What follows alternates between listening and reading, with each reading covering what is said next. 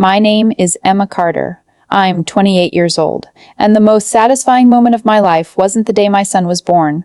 It was the day a man in a cheap Navy suit sat across from me and said, "Please, I really need this job." He didn't recognize me. He didn't recognize my last name. And he definitely didn't recognize the woman who once texted him 5 words that made him disappear. "I'm pregnant with your child." That's all I wrote. No drama, no long paragraph, just the truth. 5 words. He read it, and then he blocked me.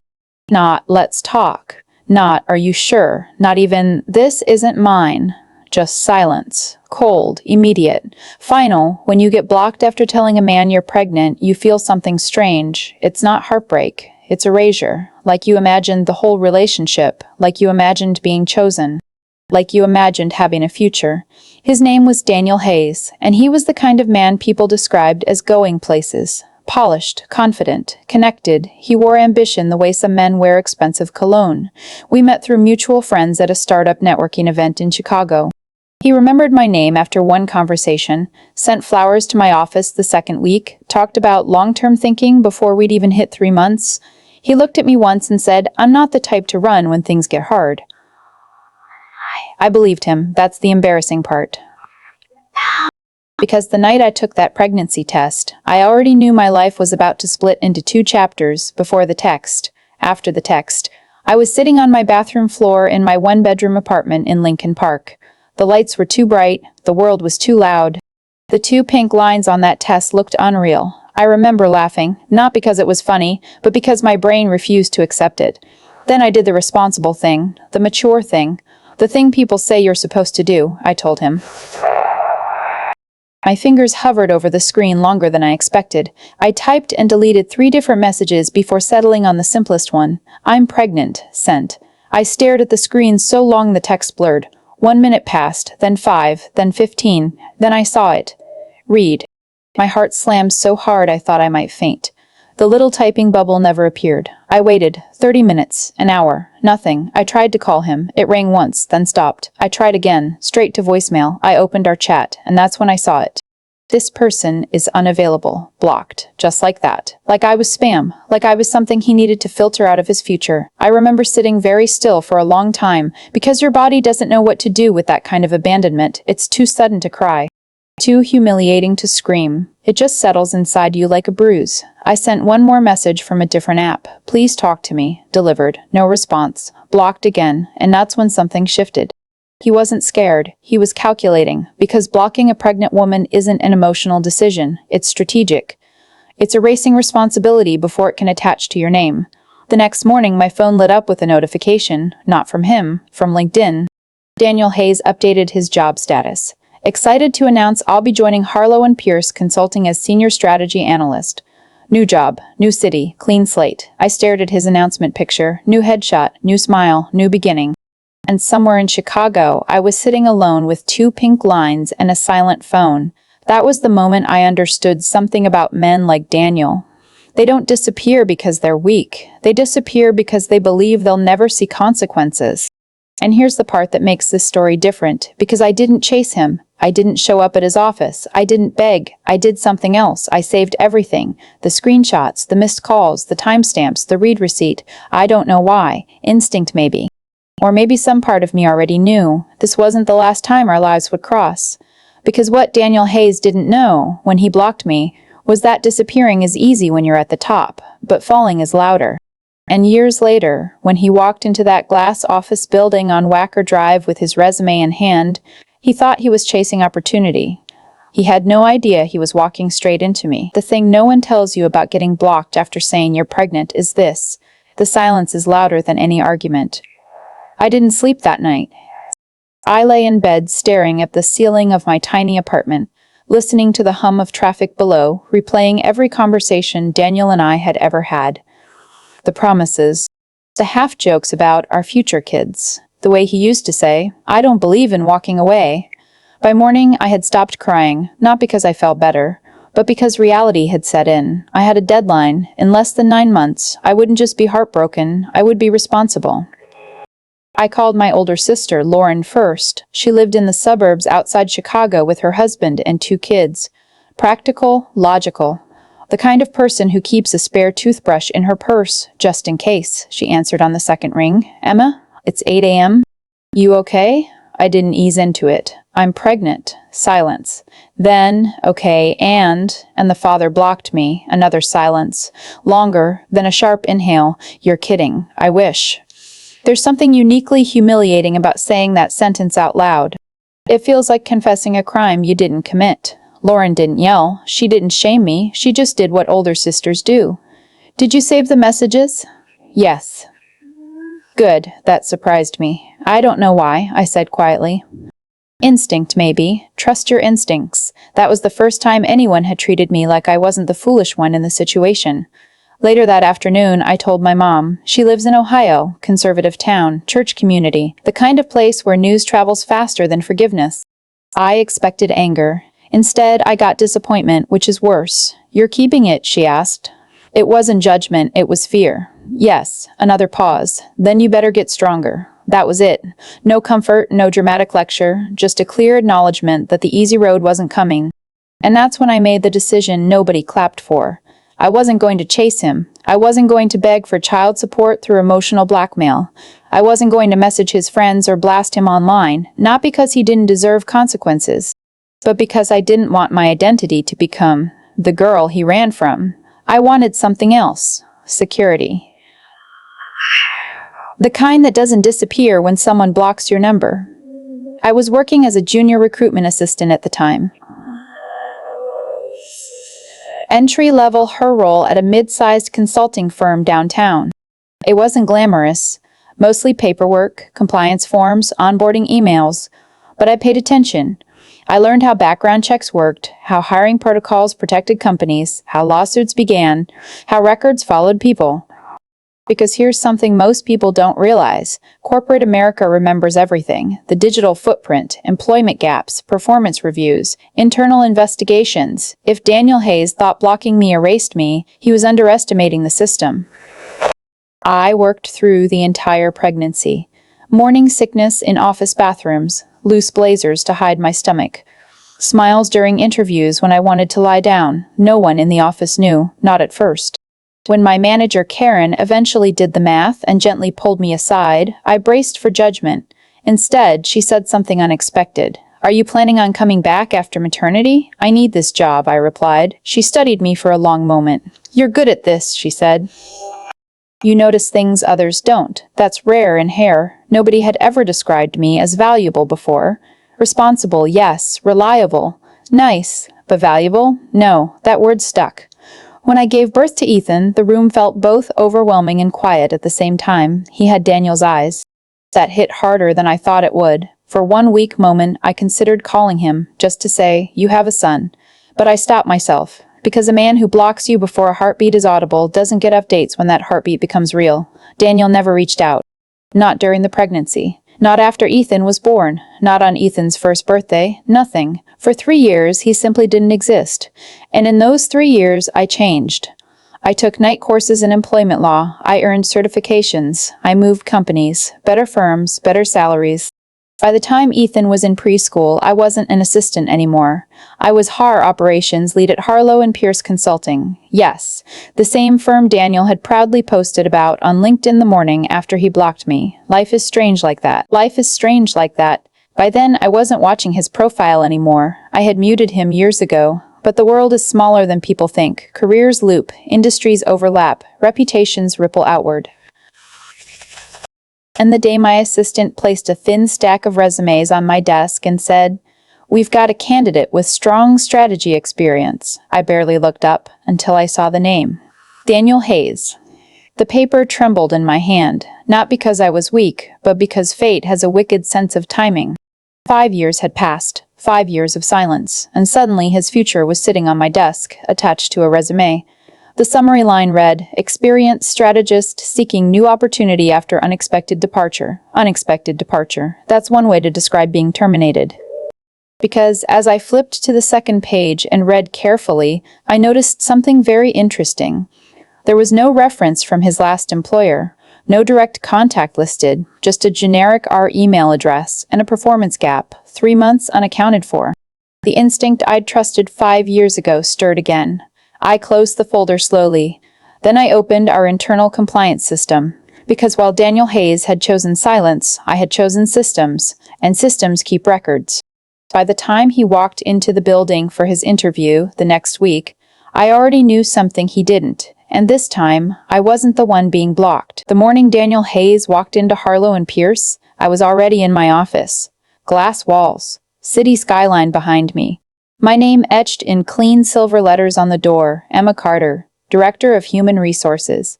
Titles don't usually mean much, but that one did. Because 5 years earlier, I'd been sitting on a bathroom floor wondering how I would survive. Now, I was the person who decided who survived professionally. I didn't rush to reception.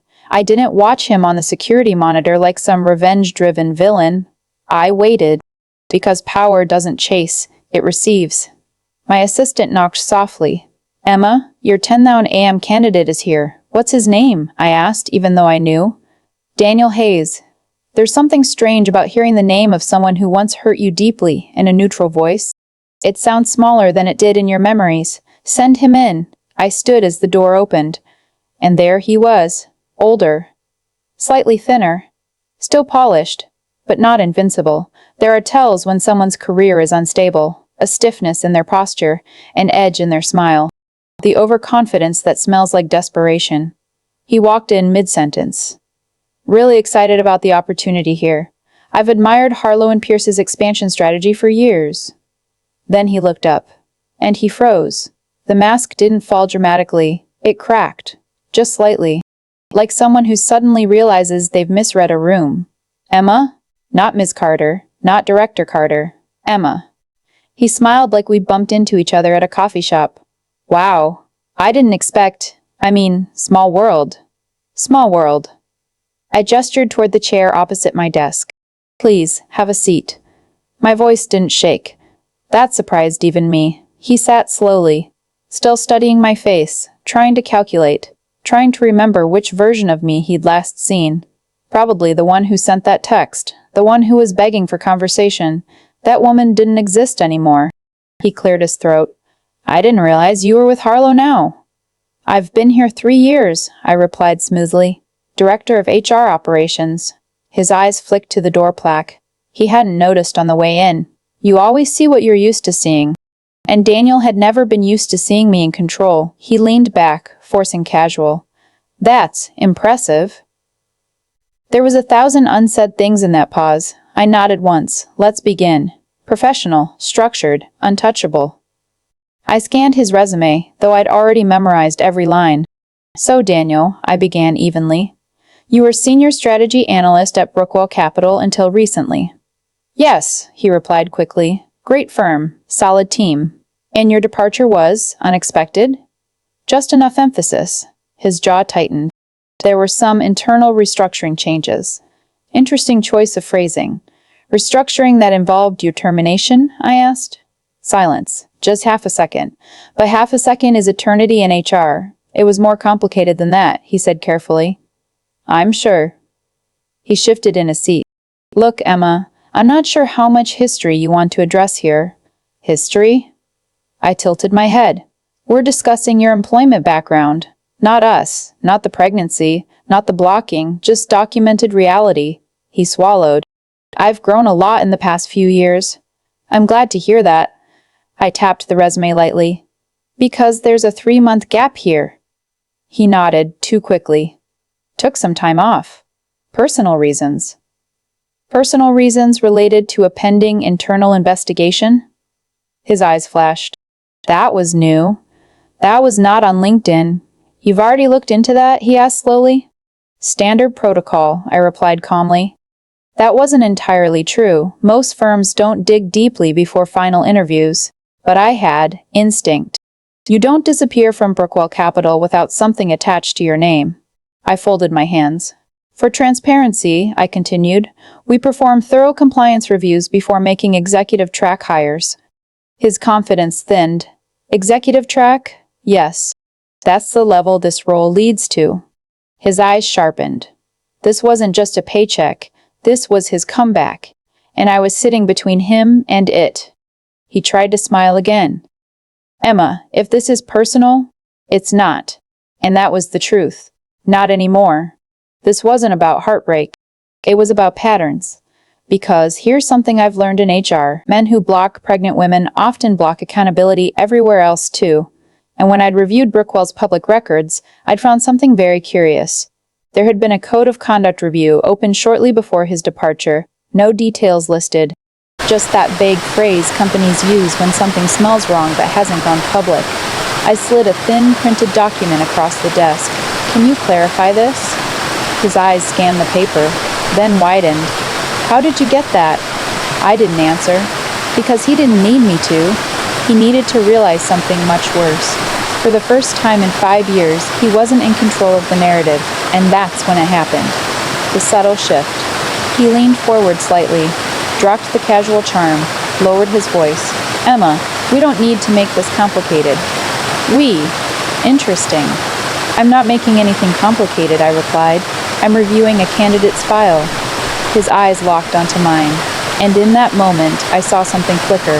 Not guilt, not shame, recognition. He remembered the bathroom floor version of me, the girl who would have accepted whatever explanation he offered. He was about to try that tone, the reassuring one. I know I handled things badly years ago, he said quietly. There it was, the acknowledgement. Not apology, just strategy. I panicked. I wasn't in the right place. Years late, and carefully phrased. I kept my face neutral. This interview is about your current suitability. He clenched his jaw. You're really going to pretend none of that matters? On the contrary, I said calmly. It matters a great deal. Patterns always matter. He went still, and I let the silence stretch, because silence is heavier when you're the one holding it. He had walked into this building expecting another chance, another blank slate, another new beginning. But what he didn't know, what he couldn't have known, was that the internal investigation at Brookwell Capital, it had something to do with a missing client contract, and an accusation of falsified compliance reporting. And guess which department signs off on compliance reporting at Harlow and Pierce? Mine. The game had shifted, and for the first time since that night 5 years ago, Daniel Hayes looked uncertain. Not because of the past, but because of what I might say next. Daniel shifted in his chair. Not dramatically, not obviously, but the confidence he walked in with, it was thinning. And what exactly, he asked slowly, is the concern? I didn't answer immediately. I let the silence breathe. Most candidates rush to fill silence. Desperate people fear it. I'm reviewing your conduct history, I said evenly. Specifically, the compliance review opened 2 weeks before your departure from Brookwell. He exhaled through his nose. That situation was exaggerated. Of course it was. They accused you of altering a client risk rating report, I continued, referencing the summary I'd accessed through our industry compliance network, lowering the flagged exposure percentage before it was presented to the board. His jaw set. It wasn't altering. It was interpretation. Interpretation, I repeated. Such a safe word. The language of people who think wording makes damage disappear. He leaned forward now, tone firm. That client would have pulled millions in capital based on incomplete data. I made a judgment call, and compliance exists specifically so judgment calls aren't made alone. Silence again. He looked at me differently now, less like an ex, more like a gatekeeper. I didn't falsify anything, he said, but the internal audit concluded the numbers presented did not match the raw reporting file. He didn't deny that part. Instead, he did what men like Daniel always do. He reframed. I fixed it before it became public, he said quickly. Nobody lost money. I tilted my head slightly. So the intent doesn't matter, because the damage didn't materialize? He didn't respond. Because that logic doesn't sound good when repeated back professionally. I folded my hands on the desk. You understand, Harlow and Pierce manages federal advisory accounts, I continued. Any deviation in reporting accuracy, even minor, triggers automatic investigation. He sat back. The arrogance was gone now. Calculation had replaced it. Emma, he said softly, you know me. I didn't blink. I know the version of you who blocks responsibility. His mouth tightened. There. We had crossed from sterile to personal, but only slightly. Measured. Intentional. He adjusted his tie. That was 5 years ago. Yes, I was immature. 5 years ago you were 30, I replied calmly. That landed. Because immaturity is an excuse for 22, not 30. He cleared his throat. You don't actually think I'm a risk. I think, I said carefully, that patterns repeat under pressure. His eyes flicked toward the door, then back at me, and I watched him think. Because here's the truth about HR, most people don't realize we don't just evaluate resumes, we evaluate character under stress. And Daniel was under stress. His leg bounced once before he caught it. He smoothed his expression. You're holding a personal grievance, he said quietly. Ah, there it is. Desperation dressed as accusation. If I were holding a personal grievance, I said evenly, this interview wouldn't be happening. That stopped him. Because it was true, I could have filtered his resume before it ever reached my desk. He didn't realize that. But I had allowed this meeting, intentionally, not for revenge, for clarity, for transparency, I continued, sliding another paper toward him. Brookwell listed your exit as mutual separation. That's corporate language for negotiated resignation under scrutiny. His eyes scanned the page. Then something shifted. For the first time, he looked worried, not defensive, worried. They weren't going to fire me, he said quickly. They were going to terminate you pending board review, I corrected, which would have triggered regulatory reporting. He stared at me. How do you know that? I held his gaze. Because Harlow & Pierce was the consulting firm reviewing Brookwell's internal systems at the time. Silence. Real silence this time. He had no idea. The audit that exposed discrepancies? It had originated through a consulting branch tied to ours. My firm had touched the edges of his collapse years ago. He swallowed. You're telling me you were involved? Indirectly, I replied. Very indirectly, but close enough to understand the pattern. He rubbed his jaw. So what are you saying? He asked finally. I'm saying this role requires integrity beyond interpretation. His breathing slowed. He was recalibrating, switching strategies. Charm wasn't working. Minimizing wasn't working. So he tried something else, honesty, or something that looked like it. I needed that job, he said quietly. I had financial pressure I wasn't talking about. My stomach didn't twist this time. Daniel shifted in his chair. Not dramatically, not obviously, but the confidence he walked in with, it was thinning. And what exactly, he asked slowly, is the concern? I didn't answer immediately. I let the silence breathe. Most candidates rush to fill silence. Desperate people fear it. I'm reviewing your conduct history, I said evenly. Specifically, the compliance review opened 2 weeks before your departure from Brookwell. He exhaled through his nose. That situation was exaggerated. Of course it was. They accused you of altering a client risk rating report, I continued, referencing the summary I'd accessed through our industry compliance network, lowering the flagged exposure percentage before it was presented to the board. His jaw set. It wasn't altering. It was interpretation. Interpretation, I repeated. Such a safe word. The language of people who think wording makes damage disappear. He leaned forward now, tone firm. That client would have pulled millions in capital based on incomplete data. I made a judgment call, and compliance exists specifically so judgment calls aren't made alone. Silence again. He looked at me differently now, less like an ex, more like a gatekeeper. I didn't falsify anything, he said, but the internal audit concluded the numbers presented did not match the raw reporting file. He didn't deny that part. Instead, he did what men like Daniel always do. He reframed. I fixed it before it became public, he said quickly. Nobody lost money. I tilted my head slightly. So the intent doesn't matter, because the damage didn't materialize? He didn't respond. Because that logic doesn't sound good when repeated back professionally. I folded my hands on the desk. You understand, Harlow & Pierce manages federal advisory accounts, I continued. Any deviation in reporting accuracy, even minor, triggers automatic investigation. He sat back. The arrogance was gone now. Calculation had replaced it. Emma, he said softly, you know me. I didn't blink. I know the version of you who blocks responsibility. His mouth tightened. There. We had crossed from sterile to personal, but only slightly. Measured. Intentional. He adjusted his tie. That was 5 years ago. Yes, I was immature. 5 years ago you were 30, I replied calmly. That landed. Because immaturity is an excuse for 22, not 30. He cleared his throat. You don't actually think I'm a risk. I think, I said carefully, that patterns repeat under pressure. His eyes flicked toward the door, then back at me, and I watched him think. Because here's the truth about HR, most people don't realize we don't just evaluate resumes, we evaluate character under stress. And Daniel was under stress. His leg bounced once before he caught it. He smoothed his expression. You're holding a personal grievance, he said quietly. Ah, there it is. Desperation dressed as accusation. If I were holding a personal grievance, I said evenly, this interview wouldn't be happening. That stopped him. Because it was true, I could have filtered his resume before it ever reached my desk. He didn't realize that.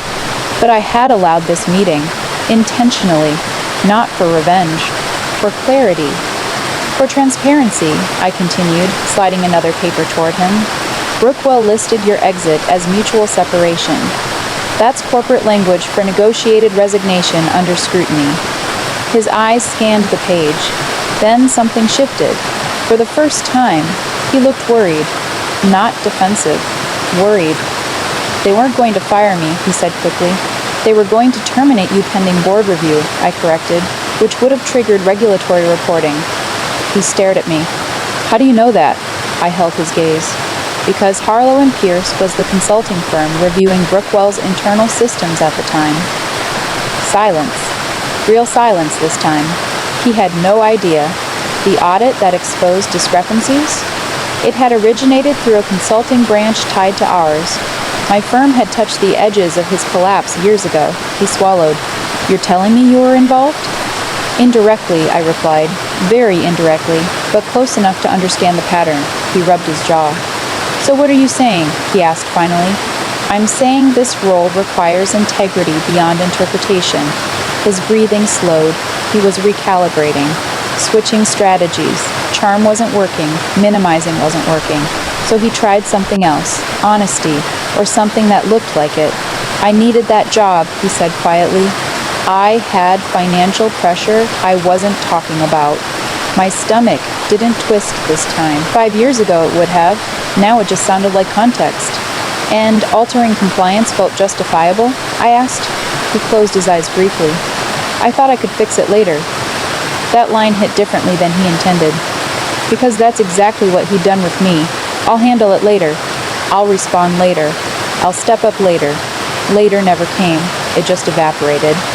You're applying for a role that oversees million-dollar compliance reviews, I continued. I need to know whether you act ethically when pressure increases, not when it's convenient. His shoulders dropped slightly, and there it was. The crack. For the first time, Daniel Hayes didn't look arrogant. He looked exposed. Is there anything else? He asked quietly. I held his gaze for a long beat, because there was. But he didn't know that yet. When my team conducted background outreach, something else surfaced. Nothing criminal, nothing public, but serious enough to matter. A junior associate at Brookwell had filed an internal complaint, not about numbers, about coercion. He had allegedly pressured her to alter reporting documentation before review. That complaint disappeared when he resigned, but it remained archived. And guess who signs off on ethics approvals in this building? Me. I leaned back slightly. One more thing, I said calmly. His jaw tightened again. Did you ever instruct a subordinate to modify documentation without written authorization? He blinked. Once, slowly, then looked away. That told me everything. He didn't say yes, he didn't say no, he chose silence. And silence in an ethics interview? That's louder than confession. I closed the file. Thank you for your time, Daniel. His head snapped up. That's it? That's it. He stared at me. Understanding finally settling in. This wasn't revenge. This wasn't drama. This was evaluation. And he hadn't passed it. He stood slowly. Emma, he said softly. Not manipulative now, just defeated. You've done well. That almost made me smile. Almost. I know, I replied. He nodded once, turned. and walked out. The door closed quietly behind him. No shouting, no fireworks, no theatrical justice, just consequence.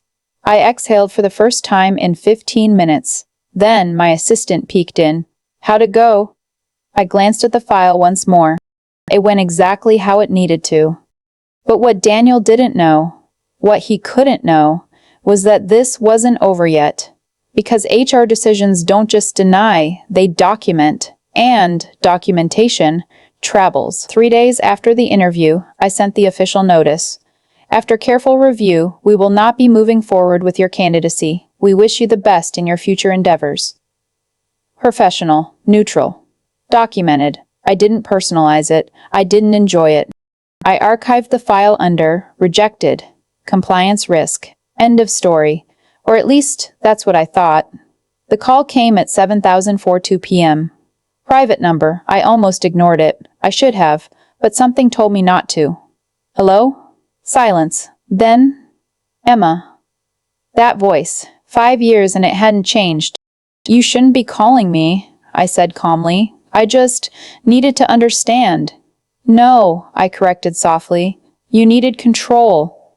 He exhaled sharply. That's not fair. It is. There was a pause. You could have just rejected me quietly, he said. But you dug. I almost laughed. Daniel, every executive track hire is vetted. But you pushed harder. Yes. Silence. Why? He asked finally. The question hung between us. Not angry, not defensive, just confused. And here's the strange thing. For the first time, he sounded smaller. I walked to the window of my apartment. Ethan's drawings were taped to the fridge behind me. Simple crayon stick figures. One tall, one small. Because patterns matter, I replied. That's not what this is about, he said quietly. You're right, I said. It's not. He went still. What did you expect when you walked into that interview? I asked. That I'd flinch? That I'd crumble? That I'd still be the girl waiting for a text back? That's not. You didn't even say sorry. The line was quiet for a long moment. Then? I panicked back then, he said. I wasn't ready to be a father. The words slid across the room like something hollow. You weren't ready to be accountable, I corrected. Another silence. Then? Is it mine? There it was. 5 years later, reduced to 4 words. I closed my eyes. You don't get to ask that now. He inhaled sharply. So there is one. I didn't say that. You didn't deny it either. He was searching for leverage, for connection, for something human to grip onto. I chose not to give it to him. You blocked me, I said quietly. You forfeited that information. I was scared, and I was pregnant. The truth settled heavy between us. His breathing changed, softer. I would have stepped up, he said weakly. No, I replied gently. You would have waited, and fixed it later. That line cut deeper than anything else I'd said. Because he knew it was true. He cleared his throat. I lost my job because of pressure, he said. I thought if I secured this one, I could reset. Reset. Like people are browsers you refresh. Actions follow you, I said. That's how adulthood works. So that's it? He asked. That's it. Silence again. Then his voice dropped. Do you hate me? I surprised myself by answering honestly, no. He inhaled. I outgrew you. That landed, hard, but not cruel, just true. Another beat passed. Then I decided something, not out of anger, out of completion. There is a boy, I said. The air shifted instantly on the line, 5 seconds of breath. What? There is a boy, his voice cracked slightly. How old? 4. Silence. Real silence this time. Daniel swallowed. He's mine? I looked toward the kitchen again. Ethan's tiny sneakers sat by the door. He's mine, I said calmly. Another long pause. Then quietly, does he know about me? No. The word was steady. Will he? That depends. On what? He didn't ask. Because he knew. Integrity isn't a story you tell. It's a history you build. I'd like to meet him, he said weakly. That's not a decision you get to make lightly. I know. Do you? I need time, he added. You had 5 years. That ended it. He exhaled slowly. I really did love you, he said. And for the first time. That didn't move me. Maybe, I replied, but love without responsibility is just comfort. Another silence. Emma, he said softly. Yes? I didn't know you were this strong. I smiled faintly. Neither did you. And then I ended the call. He didn't contact me again. Not that month, not the next. 6 months later, I received a formal letter through legal channels. He was requesting paternity confirmation. This time, he did it correctly, through process, through accountability. Not through panic. I respected that. We handled it through lawyers, structured, calm, documented. He didn't fight child support, he didn't argue, he complied. It wasn't redemption, but it was growth. And here's the part people expect to be dramatic. There wasn't a big showdown when he finally met Ethan. No shouting, no tears, just a quiet park bench. A small boy with Daniel's eyes, and a man who finally understood what blocking someone costs. Ethan looked up at him and asked, "Are you my friend?" Daniel swallowed hard. "I'd like to be." And I watched carefully, not with anger, not with jealousy, but with boundaries. Because this story was never about revenge. It was about this. When he blocked me, he thought I disappeared. Instead, I advanced. When he begged for a job, I evaluated him. When he finally asked about his son, I chose the terms. Not because I was cruel, but because I had learned something powerful. You don't need to scream to win. You just need to grow beyond the person who hurt you. And the most clickbait part of this whole story? He didn't know I was HR when he applied. But by the time he left that building, he knew I was something much bigger. Unblockable.